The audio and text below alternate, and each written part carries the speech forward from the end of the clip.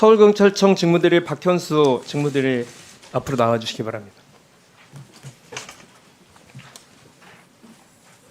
서울청장 직무대리입니다. 예, PPT 좀 띄워주세요. 자, 잠깐만요. 저 박현수 나오는 동안 청장은 이 저 마이크를 좀 더 가까이 대세요. 나오는 동안 시간을 좀 중단을 해주셨어야 되는 거 아닌가요?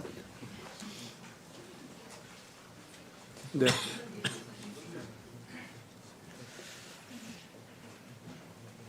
PPT 좀 띄워주세요. 그 2012년 서울경찰청 A 경정이 당시 통합진보당 이정희 대표의 불출마와 관련해 좌충우돌식 정치적 패착에 대한 귀결로 보인다라는 정치적 멘트를 리트윗해서 해당 경찰이 경정을 직위하게 하고 감찰 조사를 한다고 밝힌 바 있는데 이 사건 아시나요? 네, 그렇습니다. 네, 어떻게 아시죠? 제가 그 당사자입니다.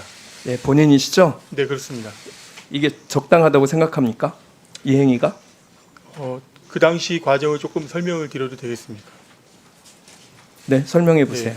제가 그 당시에 서울청의 뉴미디어 홍보회장으로 재직할 당시입니다. 네. 그 당일 이 사건이 있었던 당일 제가 새로운 스마트 기기를 지급을 받습니다. 그 새로운 스마트 기기를 지급을 받아가지고 우리 직원과 함께 이것을 테스트를 해보는 과정에서 버튼 조작 실수로 이런 리트윗이 되게 된 것이고. 직무대리님, 네. 지금 이 내용은 당시에 이거 찾기도 힘들었을 뿐만 아니라 대단히 민감한 정치적 사건이었어요. 여기에 경찰 조직의 핵심 가치인 정치적 중립을 지금 훼손하는 내용이에요. 그 당시에 제가 이 트윗을 작성한 게 아니고요. 이미 직무대리는 공직자로서의 그 원칙을 정치적 중립이라는 원칙을 훼손한 전력이 있는 겁니다. 이런 내용 때문에 고속 승진하신 거예요? 의원님, 그 당시에 제가 버튼 조작 실수했다는 것을 말씀을 드리고요. 저는요 앞으로도 질문을 계속 하겠습니다만 직무대리의 정치적 중립성에 대해서 대단히 우려스럽습니다. 예, 다음으로 좀 넘어가 주세요. 앞에서도 의원님들이 말씀해 주셔서 간단하게만 하겠습니다. 이게 완전히 초고속 엘리베이터 승진이죠. 경찰 조직 내에서 수많은 인재들이 계단을 하나씩 올라가면서 최소한 3년 이상이 걸리는 혹은 수십 년을 기다리는 동안 직무대리는 1년 6개월 만에 고속 승진을 했어요. 도대체 어떤 능력이 있었던 겁니까? 본인의 능력으로 여기까지 오셨다고 생각하시는 겁니까?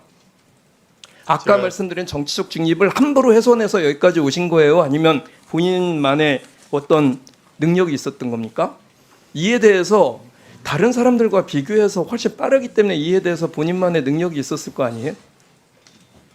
제가 인사에 관련해서는 따로 드릴 말씀이 없습니다. 이 승진 코스는요. 결국 경찰을 정치 권력에 예속시키는 문제의 본질적인 내용이라고 저는 생각이 들고요. 소위 지금 세간에 돌고 있는 김건희 인사다라는 것에 대해서 어떻게 생각하십니까? 김건희 인사 맞아요? 본인 그렇게 생각하십니까? 전혀 그렇게 생각하지 않고 있습니다. 네, 다음으로 좀 넘어주세요.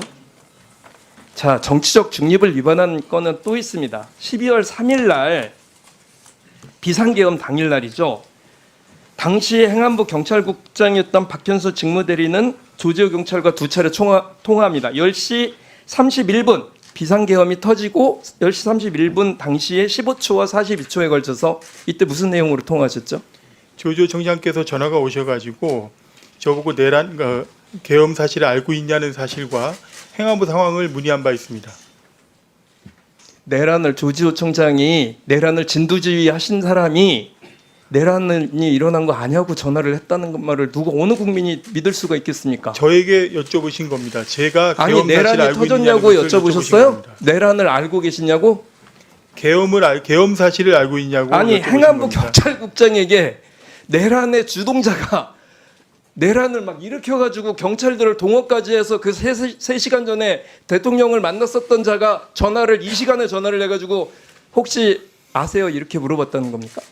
계엄 사실을 알고 있느냐고 문의를 했고 자, 다시요. 행안부 상황을 문의하셨습니다. 그 전화 당시가 수도방위 사령관이 계엄 출동을 알리고 서울경찰청장이 국회 경력 배치를 보고한 직후의 시점이었어요.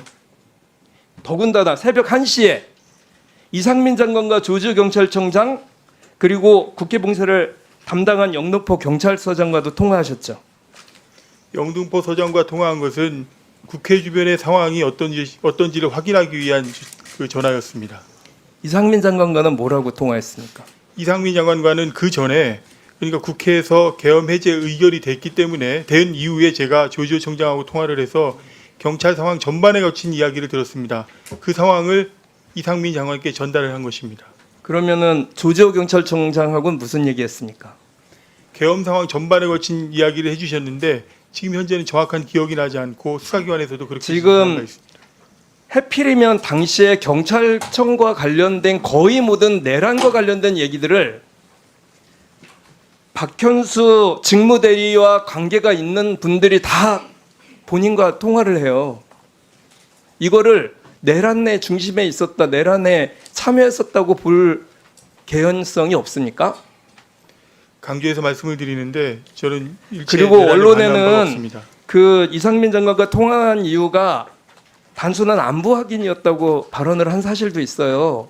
이 시간에 한 그렇게- 시쯤에 내란이 그렇게 진술한 바 터졌는데 없습니다.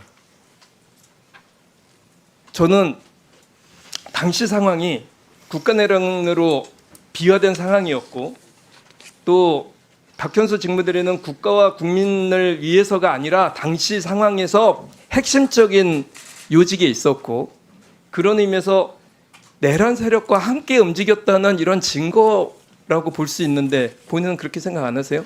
오늘 또 당시에- 여기서 얘기하시고 또 다시 수사를 받을 때 거짓말하지 마십시오. 지금 의원님, 저희 국회에서 분노가 많은 게 이 자리에 와서 얘기하셨던 조지호 청장이야 김봉식 서울청장 전부 거짓말하고 가셨어요. 수사기관에서도 똑같이 소상하게 설명을 드린 바 있고요. 제가 그 당시에 여러분과 여러 그 계엄 관계자들과 통화를 하는 것은 그 통화하고 나서 직무대리는 개헌과 관련돼서 업무 명령을 받거나 지시를 내린 적이 있습니까? 구체적으로 여쭤보겠습니다. 전혀 없습니다. 다른 사람하고 다시 통화를 부하 직원들과 한 사실이 있습니까? 전혀 없습니다. 다시 한번 말씀드리지만 계엄이라는 초유의 상황에서 경찰국장으로서 계엄에 관련된 기본적인 상황 정도는 파악할 필요가 있다고 그 당시에 생각을 해서 관계자들과 통화한 저는요, 것입니다.